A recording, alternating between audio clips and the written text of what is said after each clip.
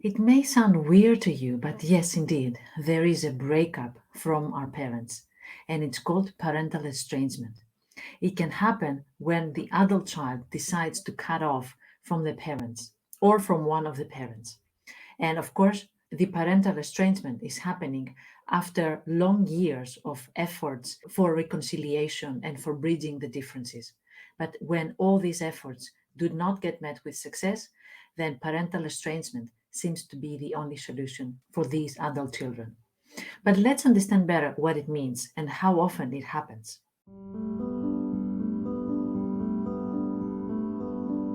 Hi, I'm Vasi Sarandopoulou, and I'm a psychologist, and I'm here to explain to you the challenging dynamics in relationships and give them the attention that they deserve. Don't forget to subscribe to the AntiLoneliness channel so that you can get notified every time I upload a new video on psychology, mental health, and relationships. You don't want to miss that. Now, let's talk about parental estrangement. You think that maybe it's not common, but actually it's more common than you think. Let me give you some numbers. In a 1997 study on later life intergenerational relationships, it was shown that 7% of adult children are estranged from their mothers and 27% estranged from their fathers. A 2015 study determined that 43.5% of college and graduate students had been estranged at some point from their parents, and 26.6% reported extended estrangement. So you see that it's not that uncommon. But what do we mean? What is parental estrangement? Is when we decide that any effort that we are going to put in order to reconcile, in order to communicate, in order to connect with our parents is not possible. And not only is not possible, but also is causing damage to our mental health or to the people around us. And then we take this extremely difficult decision to cut off from our parents, to stop communication, to stop investing on this relationship. And it can be either one parent or both of the parents. We take distance from our family, from our parents, or from other family members. You may wonder what causes parental estrangement.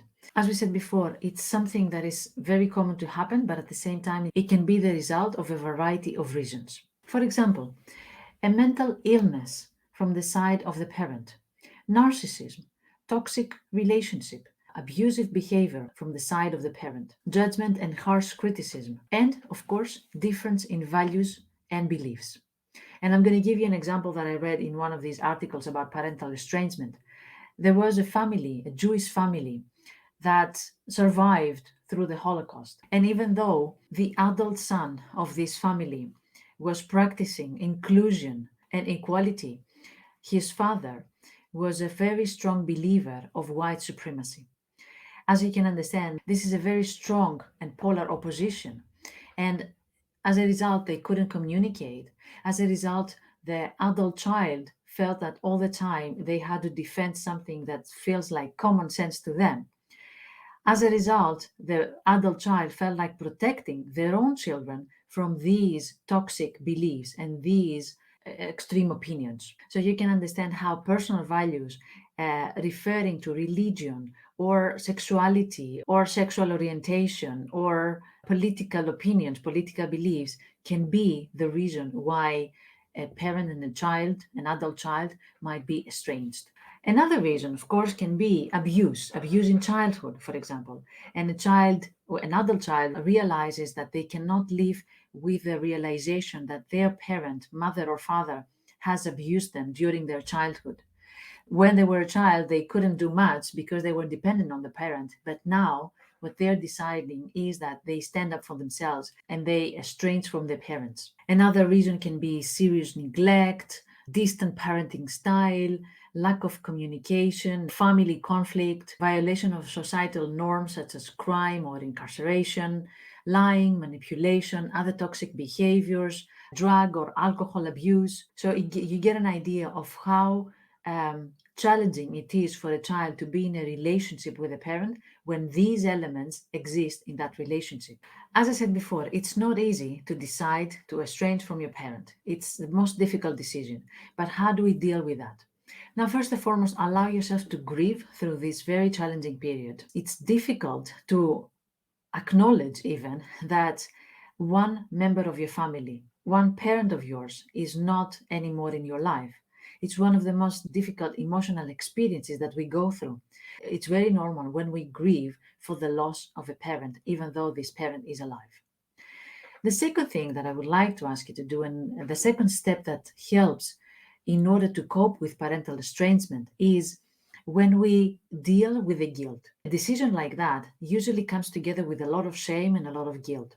Society believes that children should allow any mistake from their parents because they owe them. They owe them the fact that they even exist.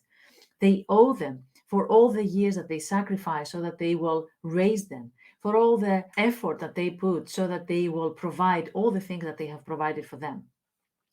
And it comes with shame when they decide to say no and to cut off any ties with these people that have contributed to their upbringing. It's not an easy decision. We're going to say that many, many times. It's not an easy decision. And it comes together with the guilt and a lot of shame. And there's a lot of shame because people don't understand why we're taking this decision. Why was that such a big deal? And people tend to judge according to their own experience, to their own values, to their own beliefs, which means little or no space for another perspective, which is not so widely known. So, your second step is to deal with that guilt and that shame. I know how difficult it is, but maybe a specialist can help you. Maybe a professional who has experience with parental estrangement can help you with that. And the third step that you're going to take now is to allow yourself to surround yourself with people that have the same values with you, people that respect you, people that you can trust, people that they make space for you, people that they're not there to abuse you, but actually to support you and care for you. This is a conscious decision. And I know that we cannot choose our parents, we cannot choose our family, but we can choose our friends. And sometimes our friends are better supporters than our family. In some families, that's the case, and that's okay.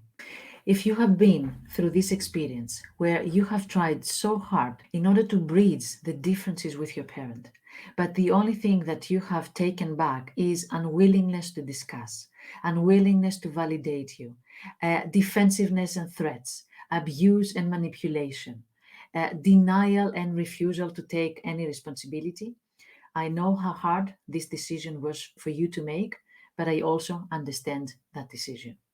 So I hope you got some ideas. I hope you got some relief from this video. I would love to hear your comments. I would love to hear your questions.